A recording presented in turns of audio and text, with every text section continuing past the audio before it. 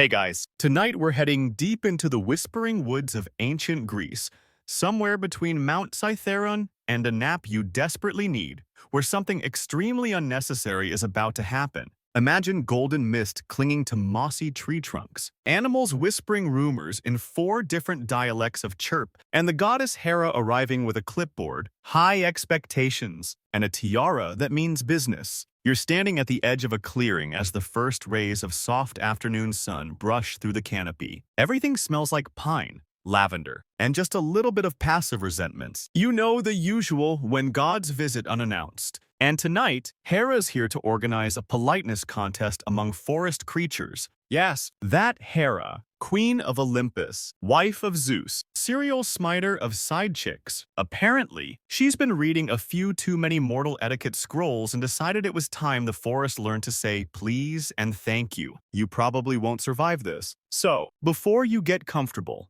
take a moment to like the video and subscribe, but only if you genuinely enjoy what I do here. And hey, tell me where you're listening from and what time it is, because somewhere out there, someone's falling asleep to Hera disciplining squirrels. Now, dim the lights, maybe turn on a fan for that soft background hum, and let's ease into tonight's journey together. You hear a high-pitched hum, part divine harp, part bureaucratic tension as Hera glides down in a shimmer of blue and silver. She's not walking. She's floating exactly 6 inches above the moss, which seems unfair. But she is a goddess. Her expression is serene but deeply judgmental. A gold feather quill floats beside her like a weapon. On her arm, a scroll. On her scroll, politeness evaluation metrics, TM. She clears her throat, and the trees lean in slightly. All forest denizens, assemble. You've been chosen for a test of civility, grace, and proper greeting protocol, she declares, without checking if anyone's listening. And they are not. A squirrel is gnawing on a pine cone like it owes him money. A deer sneezes loudly. A frog hiccups. But eventually, they start to gather owls, foxes, centipedes, a judgmental raccoon.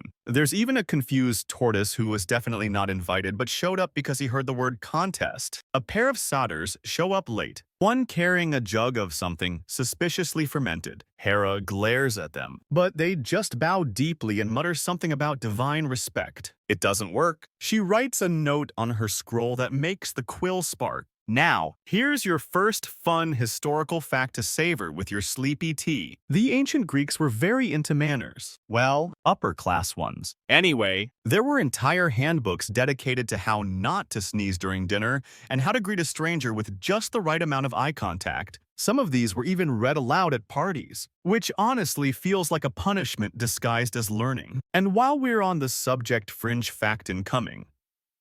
Some scholars believe that Hera was originally a vegetation goddess before Olympian politics elevated her to queen of the gods, which, if true, kind of explains her weird attachment to forests, order, and seasonal schedules, and maybe why she's here now, acting like a woodland HR rep. So she rolls out a long golden scroll, which catches on a root and nearly takes out a ladybug. The quill hovers dramatically above the paper. Her voice rings out again. There will be categories: posture, vocabulary, tone, tail etiquette, no bribery, no divine intervention, and absolutely no singing. The politeness is for losers song. You know who you are. 2 J's in the back snicker and immediately pretend they didn't. And here's where it gets weird.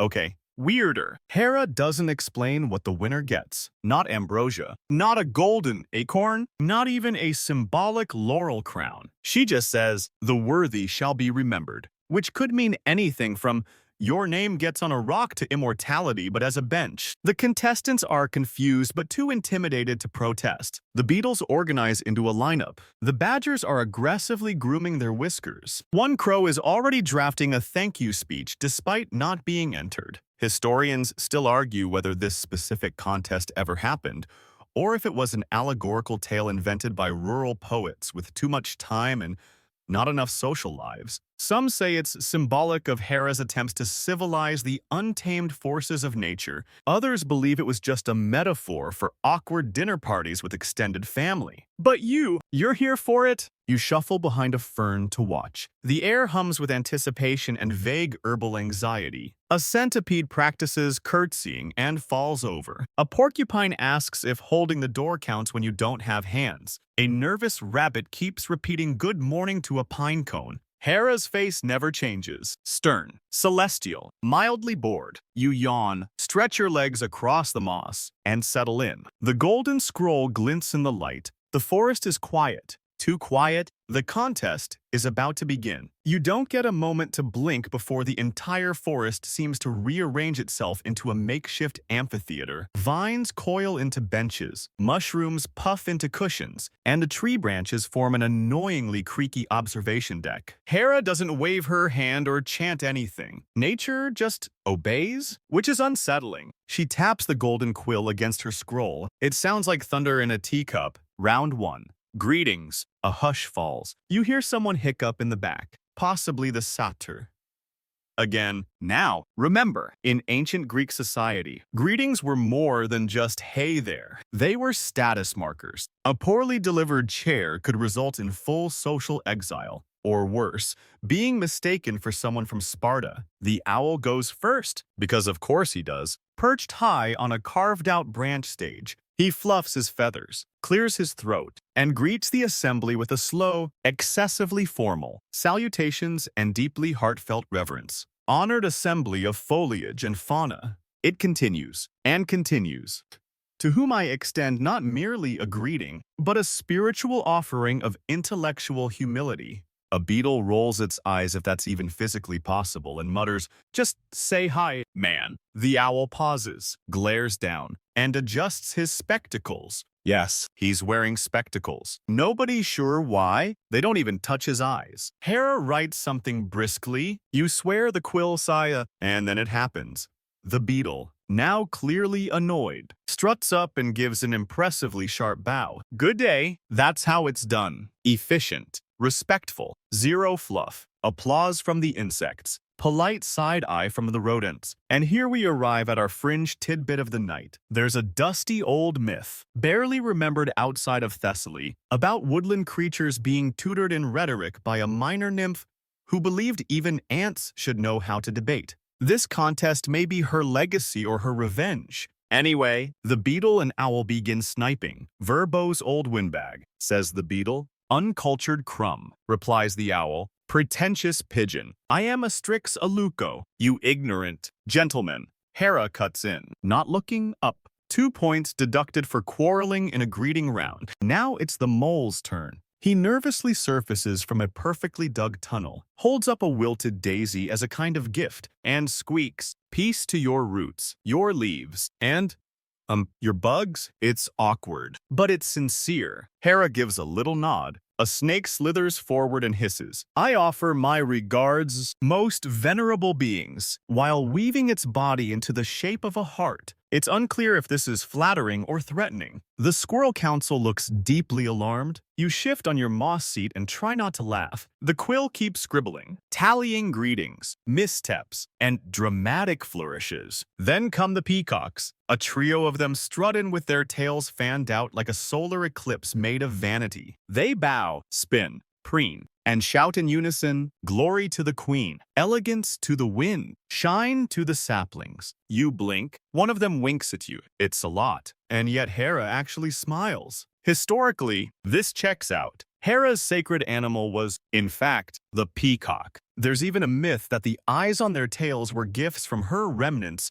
of a 100-eyed servant named Argus, which is poetic, creepy, and probably explains why she's suddenly in a good mood. That is, until the satyrs finally take the stage. They stumble up giggling, reeking of wine-soaked ferns, and attempt a very loose curtsey that ends in a tangle of legs and a broken lyre string. "Milady," one shouts, "we bring courtesy and grapes." He hurls a bunch of slightly moldy grapes toward Hera's feet. A gasp ripples through the woodland. A fern faints. Hera, expression flat as Olympus stone, simply writes something on the scroll so aggressively that the quill catches fire for a moment. -5. She says, the satyrs grin anyway and wander off, trying to convince a pine cone to dance. At this point, you start to notice something else happening. The forest is splitting into factions. Birds whisper with birds. Beetles form whispering think tanks. One particularly bitter toad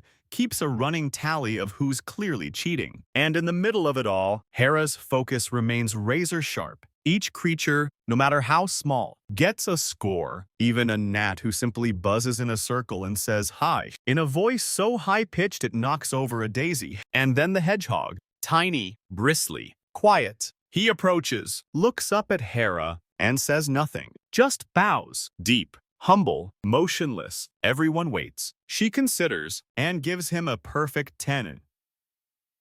Calls 10th. Historians still argue whether this hedgehog was a symbol of ancient virtues, humility, silence, prickly personal boundaries, or if Hera was just tired. Either way, the crowd erupts in polite applause. And so, with greetings complete, Hera taps her scroll, which now glows faintly with celestial ink. Next round, she announces, voice echoing through roots and branches alike, is table manners. A collective groan rises from the carnivores, and somewhere, the beetle quietly sharpens his salad fork. It begins with a long table that shouldn't exist. One moment the clearing is empty, the next. A banquet table stretches from stump to stream, set with mismatched forest cutlery and leaf plates, so fragile, they probably came from a minimalist squirrel designer. Hera waves a finger. Fruit falls perfectly from trees. Honey oozes from politely unbothered bees. A loaf of bread lands on a moss patch so softly it doesn't even bounce. There are acorn platters, pine cone centerpieces, and one particularly smug-looking gourd at the head of the table. And now the round begins. Table manners. But here's a quick historical interlude to chew on figuratively. Please don't eat while you're lying down. In ancient Greek symposia, there were rules. You had to recline just right, drink just enough, and praise the host without sounding like you wanted their estate. Dropping olives or choking on a fig, instant social doom. Which brings us to the owl. Again, he flaps forward, adjusts his non-functional glasses, and begins slicing a fig with such precision that it probably violates several natural laws. He folds his napkin with his beak. He even says, "Pardon me," to a twig. Hera raises an impressed brow. Then the beetle scurries up. He's found a tiny acorn spoon, which he spins like a baton before elegantly sipping nectar from a thistle cup. He dabs his mouth with a mushroom cap. It's weird. It's effective. And then, oh no, the satyrs. They stumble into their seats, which immediately collapse under their wiggly enthusiasm. One grabs a jug of fermented berry juice. Another attempts to toast Hera with a song called Lady of Leaves and Very Good Vibes. Hera gives them a look normally reserved for mortals who compare her to Athena. A fox appears, gracefully flicking his tail, and begins placing tiny bites on his plate with dramatic flair. Such divine flavors, he murmurs, subtle yet earthy. Complex, like your rain. You can hear the sucking up. Still, Hera notes something on her scroll. The fox bows so low he nearly kisses the grass. But the forest isn't fooled. The squirrels whisper. A bird coughs pointedly. Fringe tidbit for tonight. There's an obscure fable from the island of Naxos, in which forest animals try to out-polite one another at a divine dinner, and the fox wins not through manners, but through blackmail involving a hedgehog and a stolen spoon. So yeah, foxes have history. Meanwhile, the mice arrive, dozens of them, each in a tiny robe. They carry crumbs of food like they're bearing sacred relics. They curtsey before every bite. One group even sings a hymn to Our Lady of Balanced Diets. It would be charming if it didn't look like a synchronized cult. Then comes the turtle. He takes forever. First, he adjusts his napkin. Then he gently lifts a mushroom cap. Then he sets it down. Then he lifts it again. And you're lying there, fighting off sleep. Watching a turtle spend 24 minutes on a sniff. Even Hera yawns. And that's when the snakes slide in. Smooth, quiet, synchronized. They wrap around the chairs but don't sit. They coil like polite sentinels, each holding a berry on the tip of their tongue. They blink sort of and whisper a blessing to the table. It's unsettlingly graceful. Then a crow caws from the roof beam of a tree. They didn't wash their tongues. Pandemonium. Did too. Hiss the snakes. Wash your tail. Worm necks. Yells a chipmunk. Unnecessarily. Objection. Shouts the beetle, pretending he's in a courtroom. Hera stands. One glare silences the entire ecosystem. Even the mushrooms shiver. I will remind you, she says, that decorum does not include shouting across the table like a mortal Navy officer. The fox chuckles. The owl snorts. The satyrs high-five. Hera adjusts her scroll again. You notice her golden quill twitching like it's trying not to explode. And then enter Hermes. Well, sort of. A floating basket appears, tied with a ribbon that reads, "With love your secret admirer." Everyone gasps. Inside, figs, dates, something that looks suspiciously like enchanted cheese, and a note. To the most radiant goddess, enjoy this divine delight. Hera reads it, narrows her eyes. Did anyone see who delivered this? She asks calmly. Too calmly. No one answers. The fox whistles. A satyr shrinks behind a pumpkin. And here comes our scholarly debate nugget. Historians still argue whether this part of the myth implies Hermes was trying to sabotage the contest out of boredom or simply flirting. Some say the note contains divine wordplay known only to Olympians. Others think he just wanted to start chaos. The gift is removed. The mood dims. You take a slow breath. The table is a disaster. Fruit juice on fur. Honey in hooves. That gourd centerpiece exploded. And yet Hera stays composed. She calls for the next round. Posture and presence, she says, as the quill sparks gently to life. A slug groans quietly. Somewhere in the back, the toad whispers, "Finally, my time to shine." The table vanishes as suddenly as it appeared, sucked into the earth with a polite whump. A few crumbs remain on the moss, one of which is immediately claimed by a mouse with a tiny fork and far too much pride. Hera stands tall, or floats tall. To be exact, her gaze sweeping across the now fidgety crowd. Her golden scroll glows faintly with an updated score column titled Spine, Stature, and Smugness. Posture, she announces, is the mirror of the soul. A pine tree creaks. A squirrel straightens its tail. You lean back, ready for what might be the strangest runway show in mythological history. The first contender is, of course,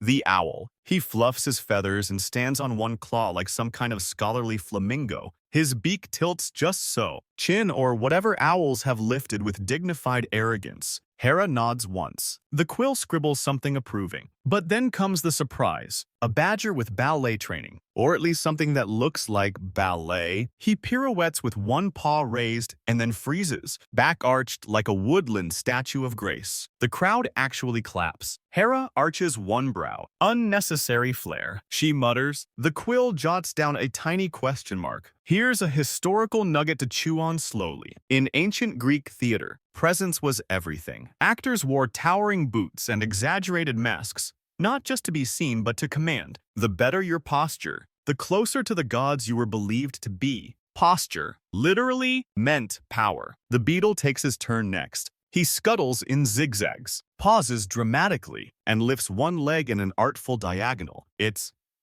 avant-garde. A centipede whistles, possibly in admiration, possibly in confusion. Then the satyrs return. They've somehow borrowed reeds to use as makeshift canes and limp dramatically across the moss. Pretending to be old and dignified, one winks and whispers, "We're channeling ancient gravitas." The other trips, flings his cane into the air, and lands directly on Hera's clipboard. The entire forest inhales. The scroll glows red. The quill emits a noise like a sneeze made of lightning. -20. Hera says flatly. The satyrs scamper, and now, the fox. He emerges slowly, tail curled in a way that's clearly been rehearsed. Each step is calculated, each breath strategic. He nods to the audience like they've been waiting all day for him, which they haven't. But honestly, they kind of fall for it. He stops mid-glide, tilts his head, says nothing, just exists politely.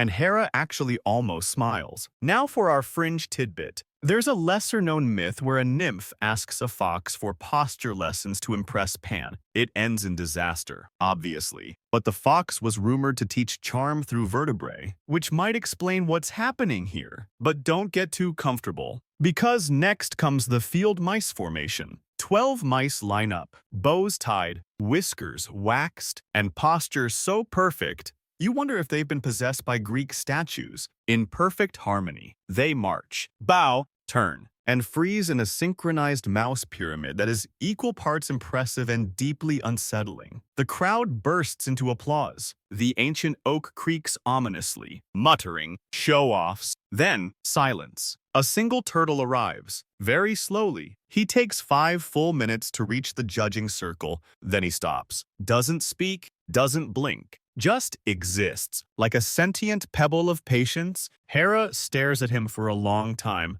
The crowd fidgets, and then the unexpected happens. She nods. The quill writes, stillness as defiance. And just when things seem to be calming down, enter the snakes. 4 of them, synchronized again. This time, they coil into upright spirals, forming something that vaguely resembles the Corinthian column style. One balances a pebble on its head. Another hisses a faint chant. The toad watches in horror. Copycats, he croaks, because it's his turn now. And this toad, he's been practicing. He hops forward, puffs up his throat dramatically, and rises on his toes, which is hard when you have webbed feet and existential anxiety. He freezes in what he's sure is a glorious, regal posture, and then he sneezes loudly into Hera's sandals. A collective "oh" rolls through the forest. You can hear a feather fall. Hera wipes her foot with a lotus petal. Points for effort, she says dryly.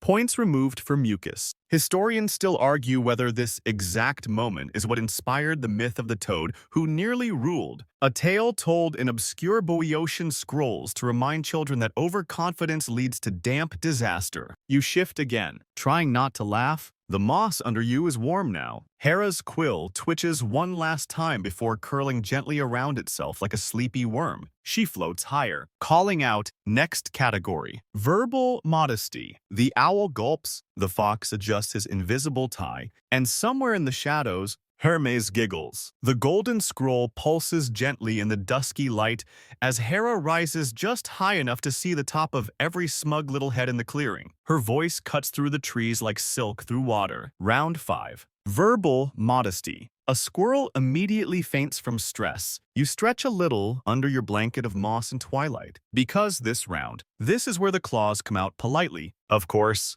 See, in ancient Greece, modesty was its own weird sport. Boasting was allowed, sure, but only if you disguised it as humility. You couldn't just say, I'm wise. You had to say, I'm merely a humble student who once out-argued 7 philosophers while blindfolded. But that's neither here nor there. So the owl steps forward, obviously thrilled. He clears his throat and begins, I would never claim to be the wisest among you, merely the most consistently consulted on matters of syntax, philosophy, and the correct angle at which one should hold a greeting wing.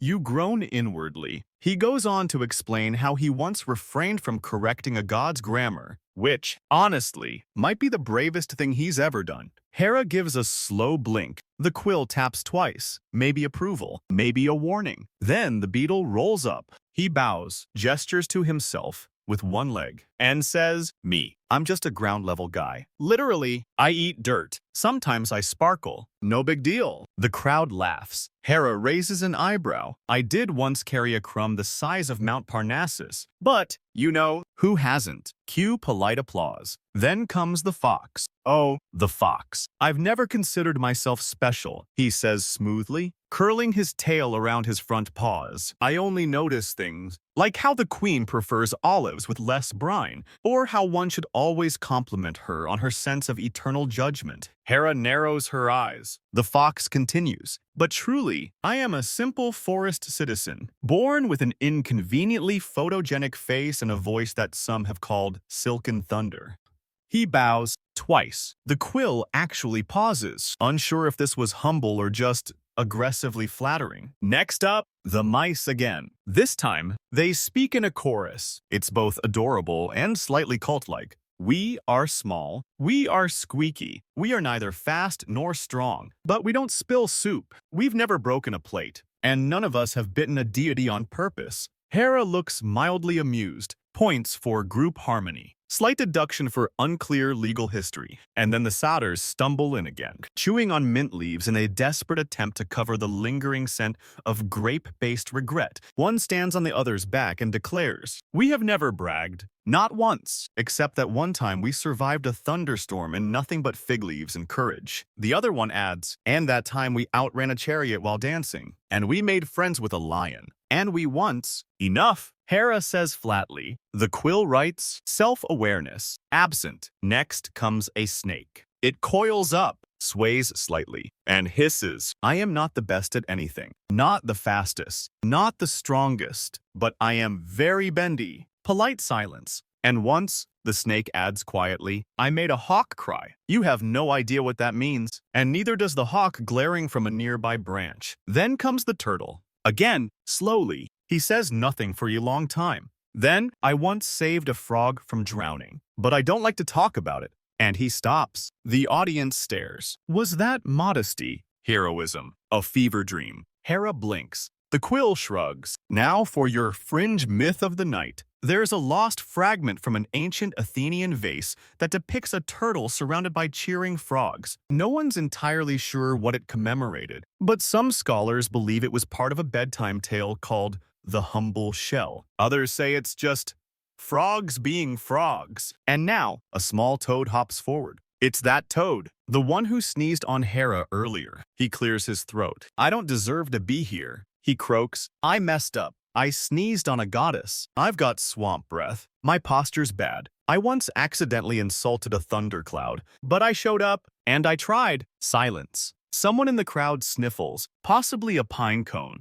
Hera's gaze softens, just barely. The quill writes, "Unexpected depth. Monitor." And now, as the sky darkens slightly and fireflies begin spelling passive-aggressive reviews of the contest, Hera lifts her arms. The next round is nonverbal kindness. A beetle high-fives a mushroom. A snake offers someone a seat. And somewhere, the satyrs panic. By now, the air has shifted. It's softer, cooler, heavy with dusk and a hint of lavender drifting in from somewhere you can't see. A distant owl hoots. Not the owl, just some background cousin with excellent timing. Hera's golden quill twirls mid-air, like it's warming up for something serious. Round 6. She intones, is nonverbal kindness. You blink slowly. Somewhere nearby, a centipede gently tucks a leaf over a sleeping beetle. Hera notices, so does the quill. See, this round is trickier than the rest. There are no speeches, no tail flourishes, no dramatic bowing, just behavior. And if you've ever tried to get forest creatures to be kind without talking, you know this is going to go very wrong before it goes even slightly right. The first up is the fox. He strolls toward the center of the clearing, tail swaying, gaze confident. He looks left, then right and gently brushes a pine needle off a mouse's shoulder. The mouse beams. Then he adjusts the moss beneath an old toad. The toad, and makes sure a patch of sunlight touches the toad's face just right. It's annoyingly smooth. Too smooth. And sure enough, 3 squirrels behind you are whispering. That's rehearsed. It's performative niceness. The quill hovers uncertainly, then writes, suspiciously considerate.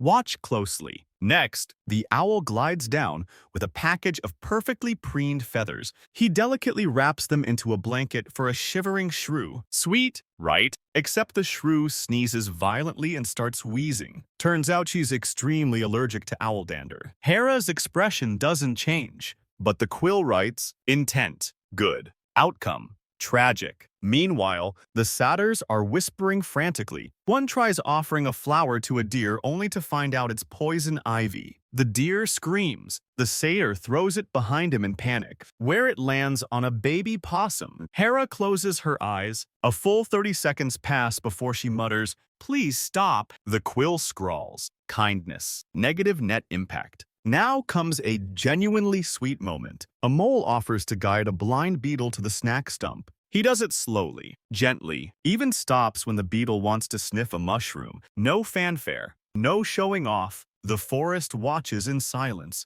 Hera tilts her head. The quill, exemplary, soft-hearted. Now, for tonight's mainstream historical fact. In ancient Athens, acts of kindness, especially quiet ones, were considered markers of nobility. Hospitality wasn't just about food or shelter. It was about intuitively knowing what someone needed. And speaking of needs, here comes the turtle. He inches forward toward a mouse tangled in vine thread. Without a word, he starts helping, slowly unraveling the mess with his stubby little feet. The mouse doesn't complain, neither does the turtle. It takes 7 minutes. You almost fall asleep. When they finally finish, the mouse gives the turtle a berry. The turtle takes it, doesn't eat it, just smiles, very slowly. The quill, clearly emotional, writes, "Time well spent." Then come the snakes, and you brace for weirdness. Instead, they circle a baby frog who seems lost and confused. They form a protective spiral around it, not trapping, just shielding. They say nothing. They don't blink because they literally can't, but they radiate calm. The frog snuggles down. The crowd is speechless. Even the owl nods in approval. Fringe myth. Time. Some ancient texts suggest that Hera once punished a liar by turning them into a snake, but allowed redemption through acts of silent service. This could be a reference, or it could be totally made up by a drunk philosopher in Lesbos. Back in the clearing, the mice line up again. This time, each holds a grain of rice or something rice-adjacent and places it gently in front of other animals. One gives theirs to a satyr. The satyr blinks, looks around, cries, just a little. Hera pretends not to see it. The quill writes, "Unexpected healing. Allow it." And now, the beetle. He rolls a tiny rock toward a tired vole so she can rest her head on it. Then he tucks a leaf over her, steps back, and sits quietly beside her. In complete stillness, no one says anything. The entire forest is silent. The quill gently lands and writes, in tiny, elegant letters, actual humility, deep kindness. And just when you think it's all over, the toad approaches a particularly cranky woodpecker. He doesn't talk, just places a freshly plucked mushroom next to the bird and slowly backs away. The bird stares, then pecks once, just once. It's a start. Hera floats up, surveys the clearing, and says, "The next round shall test your patience." A groan rises. One satyr flops over like he's been shot. The challenge, she announces, is to greet a sloth moth. Gasps. Someone says, "That could take hours." Hera nods, perfectly serious. And from the treetops, a sleepy rustle begins. The sloth moth is on its way. Very, very slowly. You don't see it at first. You hear it, a faint, fuzzy rustling, like a sweater being dragged across moss. Then, from the upper canopy, a single grayish wing droops into view. Another minute passes before the rest of the creature follows. The sloth moth. This isn't your average insect. It's larger than a loaf of bread, fluffier than it has any right to be, and so slow it makes glaciers look impulsive. Its antennae droop like old curtains, and its expression, yes, somehow it has, one suggests it's already bored of whatever this is. Hera raises her arms. To pass this round, she declares, "You must greet the sloth moth,"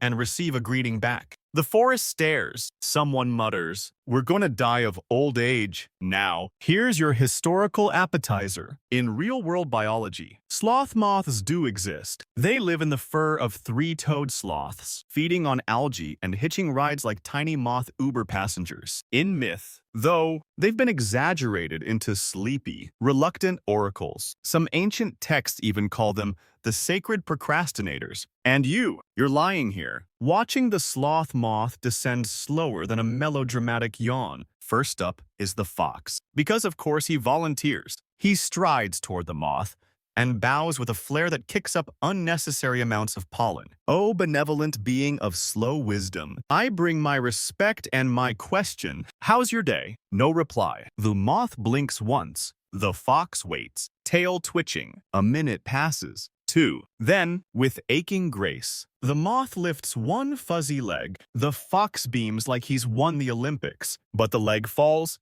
in the opposite direction. No greeting, just a stretch. The quill scribbles, premature celebration. Classic fox. Next up, the owl. He recites a haiku. He quotes Hesiod. He throws in a polite cough. The moth doesn't even flinch. 5 minutes later, the owl gives up, muttering something about art being wasted on the sluggish. Then the mice, they build a tiny podium. They raise banners that say, "Hello, we are friendly." They sing a chimey, bell-filled welcome song. The sloth moth closes one eye, not both, just one. Interpretations vary. The quill writes, possible wink, debatable. Now for the satyrs. Bad decision. One tries tickling the moth's belly with a feather. The other offers a fermented berry. The moth emits a noise so slow and deep it sounds like a sigh trapped inside a pillow. Then it sneezes. The satyr flies backward into a tree stump, giggling the whole way down. Hera doesn't even react. She just writes, uninvited intimacy. Strong no. Now comes the beetle. He walks up, says nothing, and simply sits beside the moth for 5 straight minutes. Then, gently, he offers a grain of sugar. Very, very slowly, the moth lowers its head and taps the sugar. The entire forest gasps. The quill flutters like a butterfly having a moment. It writes, genuine contact. Respectful timing, noted. Meanwhile, the turtle begins his journey toward the moths. From the back of the clearing, it takes a while. You could finish a whole scroll of Homeric verse before he gets there, but the moment is worth it. He arrives, he looks up, and he doesn't say anything. He just smiles. The sloth moth, without blinking, leans down and gently nudges the turtle's head. It is unironically sweet. The quill dips itself dramatically into gold ink and writes, mutual stillness, exemplary. Now for your fringe myth. A nearly forgotten Delphic tablet references a creature of air and slowness whose greetings were considered sacred, but only if earned with silence and patience. Some think this is that creature. Others argue it was metaphorical, representing the value of doing absolutely nothing but doing it kindly. Then, the toad. He waddles forward, not fast, not slow, just honest. He sits, looks at the moth, waits. He doesn't fidget, doesn't perform, doesn't explain, just sits. Eventually, the moth lowers a fuzzy antenna and taps the toad gently on the nose. Everyone exhales, even Hera. The quill glows. It writes one word, peace. And that's when the ancient oak wakes up. Its branches creak. Its bark cracks like ancient knees, and with a voice like gravel soaked in tea, it growls. This contest is ridiculous. Gasps. Somewhere, a field mouse drops a grain of rice in horror. Hera turns slowly, eyes narrowing. But the tree isn't finished. I've seen 17 ages of forest. It says, I remember when respect meant knowing when to shut up. You want real manners? Let me judge. The scroll shudders. The quill pauses. The contest has a new problem. The clearing goes silent. Even the sloth moth, mid-hover, somehow freezes mid-freeze. Every creature stares at the ancient oak, whose bark looks like it remembers the first sneeze in forest history. It towers above the rest, branches like elbows, moss dripping from its brows like tangled green eyebrows. You've been judging manners. The oak rumbles, sounding like someone gargling thunder with a dry mouth. Back in my day, politeness meant survival. Say the wrong thing to a dryad, you'd be ashy. Compliment a nymph too loudly, you'd marry her father's goat. The mice look terrified. One faints. Hera doesn't blink. She slowly turns to face the tree, arms crossed, hovering just a little higher now. I am conducting an orderly test of civility, she says, the scroll fluttering behind her like a very serious flag. We don't need unsolicited commentary from decomposing lumber. The forest gasps. The oak creaks louder, as if standing up straighter, which shouldn't be possible for a tree, but he does. I am older than your throne, the oak booms. And I'll have you know I once shared a grove with a pre-Olympian nymph who made mortals cry just by staring at their shoes. Hera doesn't respond. The quill writes, tree, argumentative, threat level, low but loud. And here's your historical snack. Ancient Greeks believed certain trees, especially oaks, were sacred, inhabited by dryads or even Zeus himself in whispering form. The oracle at Dodona. That was an oak. People traveled hundreds of miles to ask questions to a tree. So yes, trees have authority. And sometimes, attitude. The owl, sensing an opportunity, flaps forward, With all due respect, ancient arboreal elder, the framework of Hera's test includes quiet. You beige pigeon. The oak growls. The owl flutters backward, insulted. Beige, I am mahogany dusk. Meanwhile, the beetle shrugs and starts polishing a rock. The satyrs are debating whether this counts as halftime. One of them suggests karaoke. The other gets slapped with a leaf. The fox, ever the opportunist, steps forward. Perhaps, he says silkily, our respected bark-bound friend could co-judge a fusion of tradition and divinity. You can practically see the gears turning behind Hera's eyes. She's about to say no, and then the oak mutters, only if I can penalize dramatic tail flicking. The fox slowly retracts. Ah, a shame. But before Hera can resume her solo judging empire, the quill does something unexpected. It flies toward the oak and just hovers beside its gnarled face. Hera gasps. Traitor! The quill scribbles something on its own. Consensus expands fairness. It's gone rogue. So now we have a co-judge. The tree clears its throat, which sounds like a landslide falling into a soup bowl. Very well, it announces, I will judge one round. My round. No dancing. No flattery. Just realness. Hera frowns. Define realness. Raw honesty. No sugar. No metaphor. Just say what you actually feel. A silence falls again. This one deeper. You can hear the wind decide to leave. This is dangerous. The forest isn't used to direct feelings. They prefer polite nods and passive-aggressive grooming. Still, the contest continues. First up, the fox. He looks nervous for the first time. I suppose, he says cautiously, I feel superior, often, but also tired, of pretending to be everyone's favorite, of always watching angles. I miss just existing. The oak grunts. Not bad. The quill writes, sincerity, 78%. Tail, still too smug. Next, the mole. He stammers. Sometimes I wish I didn't dig so many tunnels. I miss the sky. But I don't want anyone to see me blink. The oak nods once, very slowly. Respect. Then, the owl. I don't always understand the scrolls I quote, he says in a rush. Sometimes I make up the Greek, and I've never read Plato. I skimmed the summary. Someone gasps. The oak. Finally. The satyrs stumble forward. One says, we're scared you'll kick us out. The other adds, and we act loud because if we stop, we'll remember we're mortal. Even Hera pauses. The quill dips itself in silver ink. Profound chaos. Unexpected depth. Then the beetle. I'm just doing my best. He says, I'm small. People step on me. But I keep rolling things uphill. And I don't know why. But it matters. No one laughs. No one even breathes. And the oak, gruffly, says, that's the most honest thing I've heard in a century. The turtle, he simply says, I like the way moss smells when it rains. The quill shakes a little. Truth beyond category. Finally, the toad, he croaks, hesitates. I'm jealous, he says, of the fox, of the owl, of anything with fur or sparkle. But mostly, I'm just tired of being dismissed. I'm not pretty, but I show up. That should count for something. The moth gently lands on his head. The oak whispers, it does. Hera silent.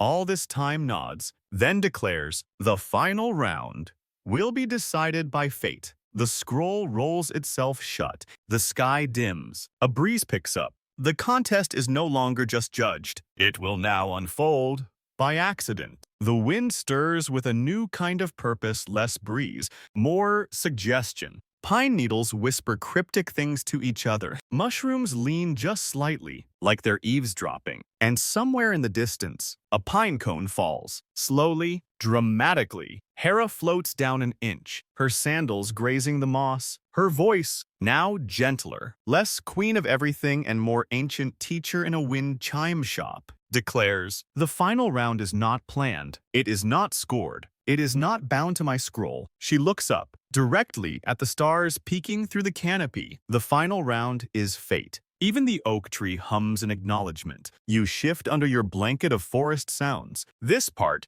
it feels different. Like the story has stopped trying to impress you. Here's your historical grounding point. The ancient Greeks believed in three moirai, or fates Clotho, Lachesis, and Atropos. They spun, measured, and cut the thread of every mortal life. But even the gods feared them. Hera invoking fate. That's not pageantry. That's surrender. The golden quill twitches but doesn't write. It simply waits. And then it begins. A mouse, running to help another with a stuck seed, accidentally tumbles into the sleeping moth's fur. The moth, half awake, purrs yes. Moths purr in this version and curls around the mouse like a blanket. The forest melts. Hera raises one brow. Fate has spoken. A hedgehog offers his prized acorn to a squirrel who lost hers. The squirrel, stunned, doesn't speak, just nods tearfully and stores it behind a root for winter. No one told them to do it. No points are awarded, but it matters. Even the satyrs seem to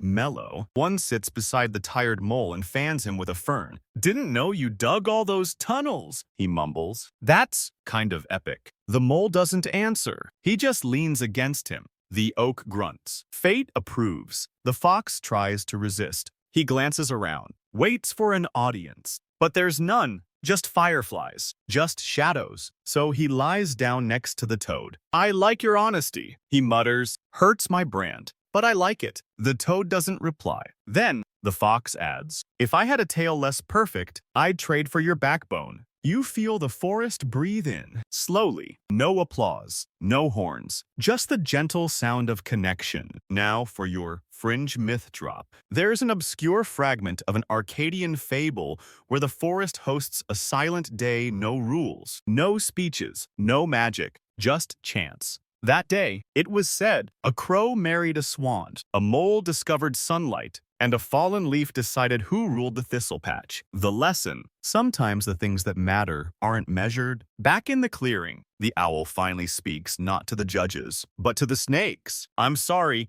I called your eye contact terrifying." The snakes hiss softly in unison. "We are terrifying, but also sensitive." "Fair," says the owl. A squirrel drops his stash of nuts by accident. 3 chipmunks help him gather them. One adds her own. No scoring, no judging, just small kindness. Then the moth, finally, lifts off slow, dreamlike, haloed by moonlight and hovers in front of Hera. They look at each other for a long, still moment. The moth blinks once. Hera smiles, gently, rarely, quietly, and then, with no ceremony at all, the scroll bursts into soft white light and dissolves. The quill crumbles into ash that smells faintly of old ink and eucalyptus. Hera turns to the forest. The contest is over. The forest doesn't cheer. It doesn't clap. It just settles, as though something old and twitchy inside it has finally relaxed. You lie still, surrounded by breathing trees and fading light. The air is thick with pine and the weird relief of not being judged anymore. Hera doesn't name a winner. She doesn't need to, because fate already did. The moon is higher now, fat and calm,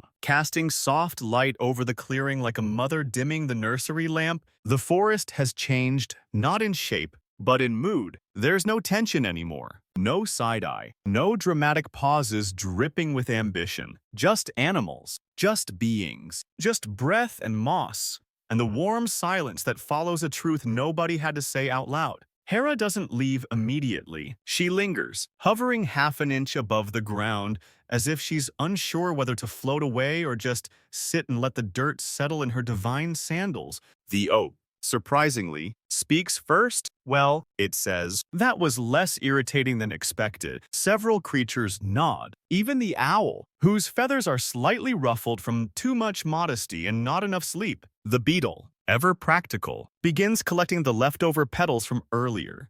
No one asked him to. He just does it. He hums something that sounds like a lullaby from a place without maps. And now, for tonight's historical sidebar. While we often see the gods of Olympus as untouchable, early cult practices, especially in rural Greece, depicted them as visitors, not permanent deities thundering from above, but drop-ins, mysterious guests who came to teach, test, or sometimes nap under a tree for no clear reason. Hera. She had many temples, but some of her oldest shrines were in groves. Maybe this contest wasn't a divine performance. Maybe it was homesickness. She surveys the clearing, then speaks not loudly, but clearly. There is no ribbon, no feast, no statue.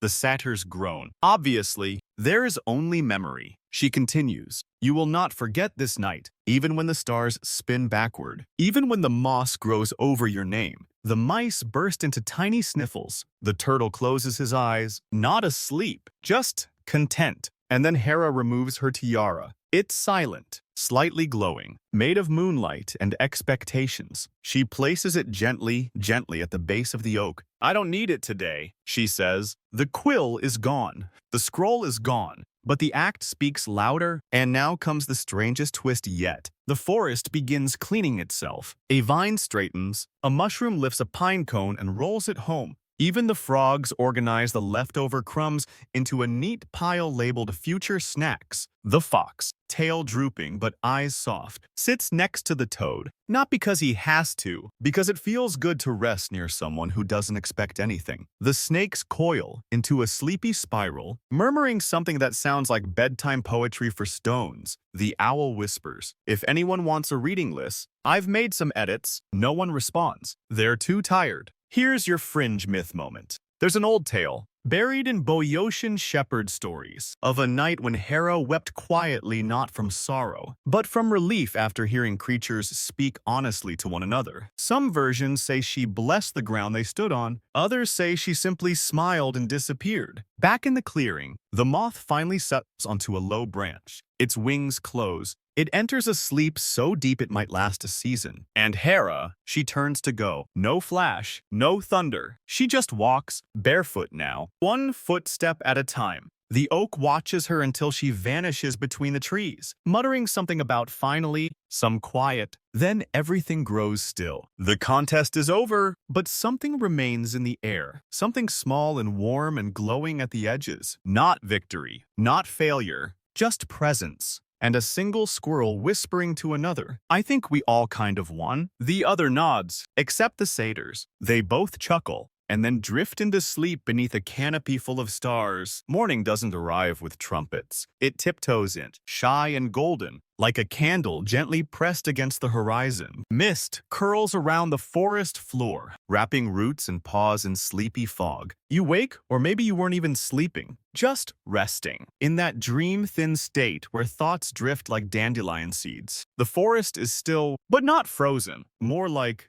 breathing, slowly, and somewhere in the branches above, the ancient oak creaks. Not a warning, not a protest, just a yawn from something that's been watching since before myths were called myths. You blink up at the gentle swaying of leaves and see them shimmer with the faint memory of divine presence. Not glitter, just that strange quiet that lingers after something important leaves the room. The contest is over, but the story isn't, because now comes the real problem, the aftermath. And wouldn't you know it? The animals are arguing, not with fury, not with claws, but with opinions. "I think the beetle won," says a mouse with excellent posture. "No, the turtle," replies a mole, still blinking slowly. "He became the moss." "Please," snorts the owl. The fox clearly mastered the aesthetic of courtesy, flawed or not. "Snakes," hisses a snake, unprompted. "You can't nominate yourself," cries a chipmunk. And so it begins, the after-party argument, which, historically, makes perfect sense. The Greeks loved a good post-game debate.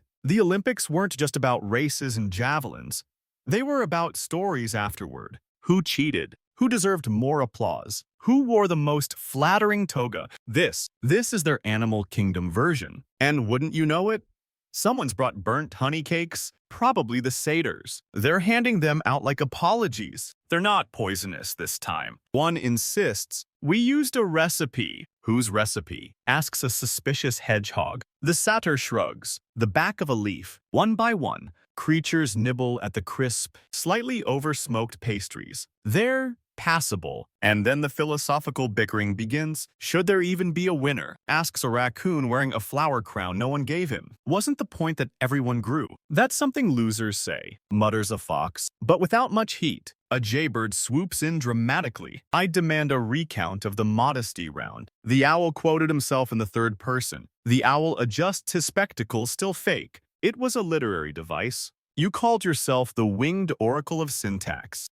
It's branding." And amidst all the chaos, the toad stays quiet, sitting on a flat rock, watching the others argue, not smug, not sulking, just present. And then, gently, the oak speaks again. Fools, all of you. The forest falls silent. You're acting like mortals. The tree grumbles, grabbing at status, measuring what was meant to be felt. But we're trying to understand it, Avola whispers. Then stop explaining it, the oak growls. Live it. You could hear a pollen grain drop. Then the beetle clears his throat. Can I still eat another cake? Or is that spiritually inappropriate now? The oak sighs. Yes, it says, eat your cake. Just don't write a poem about it and pretend it's modest. Fringe fact alert. In some early forest-based ritual tales from Arcadia, it's said that after divine visits, the animals would gather for 7 days to retell the experience and, hilariously, each time they told it, they changed the ending. Not to lie, but because memory itself was considered a form of creative truth. So maybe that's what this is. Not confusion, not chaos, just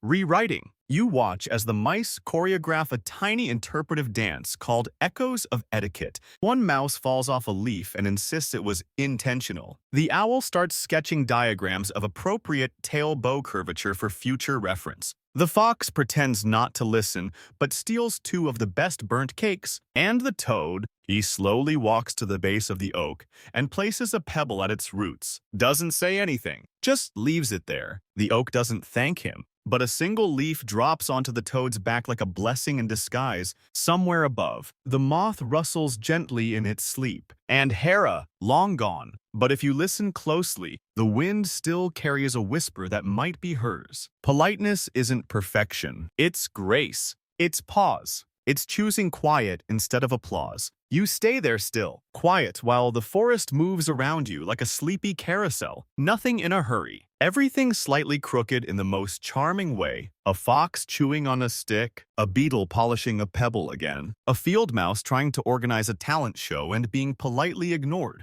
And then someone makes a mistake. They ask, who's going to write the official record? Uh-oh. The owl perks up like someone lit his scroll pile on fire. I'm the most qualified, he says instantly. I've already drafted 3 versions. Biased, says the fox, licking his paw like he's not involved. You rated yourself a 10 in modesty. I was modest. You smug scarf. You brought your own footnotes. I'm a scholar. And just like that, the air thickens again. Not angry, just inflated. The ancient oak creaks disapprovingly. I told you. It grumbles. Memory is not a sport. But that doesn't stop them. The mice want to be co-editors. The snakes offer a visual interpretation using winding body calligraphy. The satyrs want to release an epic song titled Polite but Dangerous Hera's Remix.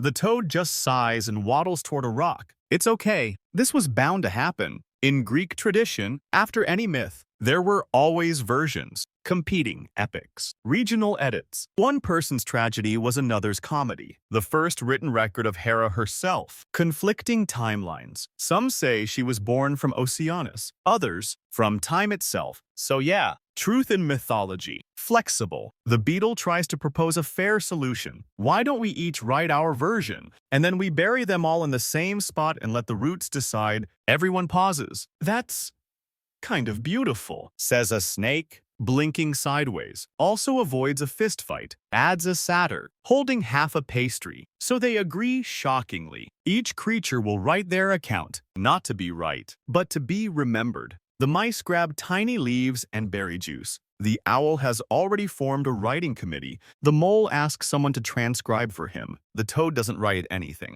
He just places a second pebble beside the first. The turtle, very slowly, begins scratching something into the dirt. You lean closer. It says, "Stillness is not silence." And honestly, that might be the best sentence of the night. Here's your fringe tidbit to sleep on. In some pre-Homeric oral traditions, stories were told in circles with each participant adding their piece, their version. There was no final myth. Only layers, only echoes. The myth itself was less important than the telling. So maybe that's what's happening now. One by one, the creatures craft their tiny truths. The owl's scroll begins with, on the 14th evening of the cedar moon, Hera descended, radiant and utterly unamused. The fox writes his like a monologue. I did not expect to learn from a toad. And yet, the satyrs. Their version rhymes and includes several questionable limericks about divine quills. and honey-related accidents. And the snakes? Their account is just a spiral, inked in winding loops with no clear beginning or end. Hera would have hated it. She would have also secretly loved it. The oak doesn't write. He absorbs. As the scrolls and leaves and scratchings are gathered and buried beneath his roots, he hums a low, gravelly tone that shakes a few apples loose. And then, without waltzne, Saugus des. A quiet settles in, real quiet. Not the tense kind, not the waiting for judgment kind, just release. The contest is over. The aftermath has passed. And now, all that's left is being. The moth finally flutters down from its branch and lands near the pile of buried scrolls. It stays there, wings folded, as if guarding the memories, or maybe just warming its fuzzy belly on the last bit of moonlight. The toad lies beside it, not asleep, not awake, just there. Hera is gone. The scroll is gone. But the forest, it remembers, even if it disagrees on the details. You wouldn't call it dawn yet, more like the whisper before it. That liminal space where stars haven't finished their shift, but the leaves are already making breakfast plans. Everything is tinted that soft, silver blue, that makes even shadows look friendly. And just when you think the story might be done, a new voice enters the clearing. Did I miss the contest? Everyone turns, standing there leaning against a tree like he owns the forest, which he probably once tried to do as Hermes. Winged sandals, cheeky smirk, a messenger bag that definitely contains contraband. He's chewing something, possibly sacred. Possibly stolen. The fox groans. The owl bristles. One of the satyrs gives him a finger gun and winks. Hermes grins. Heard Hera was organizing a manners contest. Figured it was either divine diplomacy or a midlife crisis. The oak mutters. Go away. Nice to see you too, Barkface. You might remember that Hermes was the one who sent the cursed fruit basket earlier. Unmarked. Suspicious. Passive-aggressive with a ribbon. Well, he asks, tossing what appears to be a divine fig core into the bushes. Who won? The forest glances around uncomfortably. No one, says the toad quietly. Hermes raises a brow. How very democratic. Everyone, adds the turtle, from somewhere near a dew-covered rock. And also no one. Hermes grins wider. Now, that sounds like something the Fates would write during their wine hour. Here's your mainstream historical detour. Hermes was always a trickster, god of messengers, thieves, travelers, and borderline social chaos. But he was also known for showing up after the big events ready to spin the story, stir the leftovers, and write the unofficial version for people too cool to attend the original. So of course, he's here now. I brought party favors, he says. Reaching into his bag, he pulls out tiny scrolls made of fig leaf parchment. Each one contains a message random, cryptic, slightly rude. To the fox, you're not as mysterious as you think, but it's cute watching you try. To the owl, the thesaurus isn't a personality. Also, mahogany dusk isn't a color. To the beetle, keep rolling, even if no one claps. The forest watches, unsure if it should be insulted or flattered. And then, Hermes drops the last scroll in front of the toad. The toad blinks, unrolls it. It reads, "You're the reason I came." The toad looks up. Hermes is already walking away, wings fluttering lazily behind him. Gotta run, he calls over his shoulder. Athena's hosting a symposium on critical thinking and everyone's pretending to care. And like that, he's gone. The clearing is quiet again, but not the old kind of quiet. This one hums, and then the jaybird, who hasn't said much since the honey cake debacle, flutters up onto a branch and says, "So what now?" No one answers at first. Then the oak says, "Now, you live." He pauses, then adds, reluctantly, "And try not to ruin it." The fox rolls onto his back. Do we go back to arguing about seeds and territory and tail dominance? The mole shrugs. Probably. The owl adjusts his glasses. But we might pause next time, just long enough to ask, am I being insufferable? The satyrs cheer at that. We'll never pause, not surprised. The hedgehog mutters. The mice begin organizing their next synchronized bow rehearsal. The snakes compose a haiku about stillness. The beetle builds a tiny bench from 3 twigs and a heroic leaf. And the toad, he stays where he is. No rush. Here's your fringe folklore moment. Some rare Thessalian stories describe creatures who, after a divine encounter, don't become priests or prophets, but anchors. Quiet symbols, living reminders. Not because they speak, but because they stay. And that's the toad now. No medals, no pedestal, just presence. As the sun finally cracks the edge of the world, golden light spills into the clearing. No trumpets, no epilogue, just warm air, brighter leaves, and the knowledge that even just for a night, everything meant something. The sun finally rises like it's sneaking in after missing curfew. No big announcements, just golden footsteps across the tops of leaves. The forest stretches. Literally, vines pull back, flowers uncoil. One mushroom yawns audibly. You're still lying there, still half dreaming. The contest feels like a strange, wonderful fog that clung to the trees and left behind glitter made of feelings. The animals begin to scatter now, not in panic, but in that slow, lazy way you leave a picnic that went longer than expected and somehow changed your life. The beetle says his goodbyes with a solemn head nod. The owl offers a business card no one wants. The fox insists he's just popping out for errands, but makes eye contact like this might be the last we see of him for a while. The mice curtsey to everyone, including the oak, a rock, and what might be a squirrel-shaped shadow. And somewhere nearby, the turtle is still standing near the spot where Hera once placed her tiara. He hasn't moved. He probably will. Eventually, the oak, now permanently upgraded to grudging forest elder with unexpected wisdom, watches the clearing empty. One branch lowers to nudge a pine cone out of a puddle. It's a small gesture, but somehow grand. Here's your historical fun fact to chew on with your morning tea. Ancient Greek ritual often concluded with a catharsis, a purifying moment. Not a fire, not a speech, just something to reset, to return the sacred back to the everyday. And that's what this is, a reset. Even the satyrs are quieter. They've stopped singing long enough to clean. One of them is using a reed to sweep pine needles into a pile. Another is handing out mint sprigs like coupons for future mischiefs. And then someone notices the scroll is gone.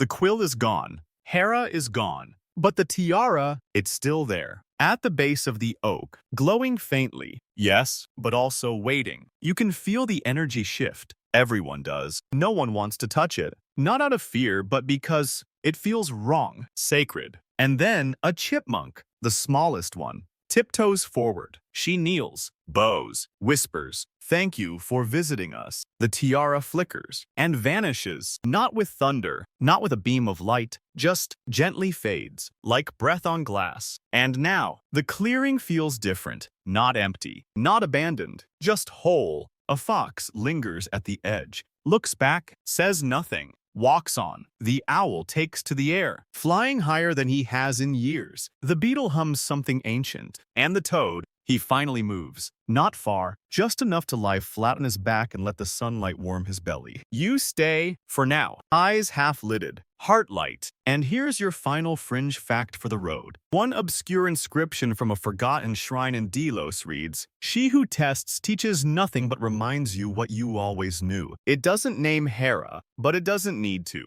Because now, the clearing isn't just a place where something happened. It's a place where everything paused long enough to feel real. The animals go. The light deepens. The oak creaks a little lullaby. And overhead, the wind carries one last whisper. Not a name, not a lesson. Just be gentle. By now, the clearing is empty. Not abandoned, just resting. Like a stage after the curtain has dropped. Still holding the breath of stories told under its moss-covered boards. Even the insects buzz quieter now, as if trying not to disrupt the memory lingering in the air. You're still here, alone, but not lonely. There's warmth in the ground beneath you and a hush in the leaves overhead that sounds like someone humming an old lullaby.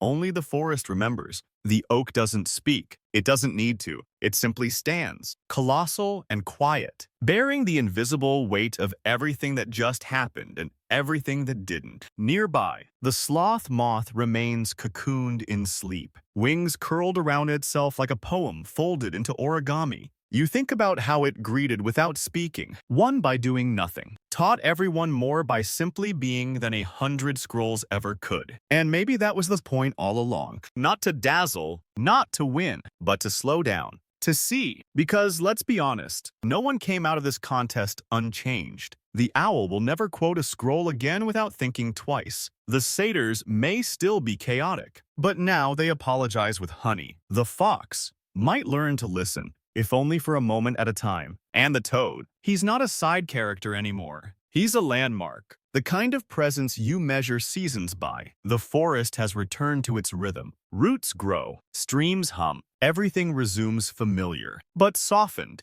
Above, sunlight filters down like golden syrup. It pools on your arms, your face, and finally, your thoughts. And something inside you, something restless, goes quiet. Maybe that's the true victory. No prizes, no applause, just the still, glowing truth that gentleness matters. That slowness is not laziness. That kindness can be weird and quiet and sleepy and still count. So as the last firefly flickers out, as the moss shifts beneath your spine, as your breath joins the breeze, know this: you didn't just witness a myth, you were part of it. And long after the tiara vanished, and the scroll turned to dust, and Hermes wrote the unauthorized version with extra jokes, this night will remain, carved into bark, etched into silence, told by roots, not to impress, but to remind. Now, the forest fades, not like a door slamming, no, more like a blanket being gently lifted. The trees stretch a little taller, the leaves hush each other. A squirrel yawns so wide it topples over, and you